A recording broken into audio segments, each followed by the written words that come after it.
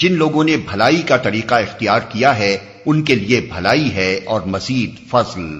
ان کے چہروں پر روح سیاہی اور ذلت نہ چھائے گی، وہ جنت کے مستحق ہیں جہاں وہ ہمیشہ رہیں گے۔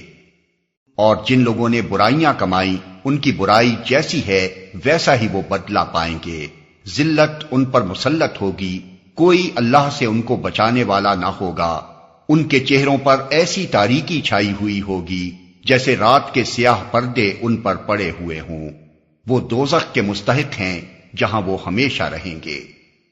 جس روز ہم ان سب کو ایک ساتھ اپنی عدالت میں اکٹھا کریں گے، پھر ان لوگوں سے جنہوں نے شرک کیا ہے کہیں گے کہ ٹھہر جاؤ تم بھی اور تمہارے بنائے ہوئے شریک بھی، پھر ہم ان کے درمیان سے اجنبیت کا پردہ ہٹا دیں گے اور ان کے شریک کہیں گے کہ تم ہماری عبادت تو نہیں کرتے تھے، ہمارے اور تمہارے درمیان اللہ کی گواہی کافی ہے کہ تم اگر ہماری عبادت کرتے بھی تھے تو ہم تمہاری اس عبادت سے بالکل بے خبر تھے۔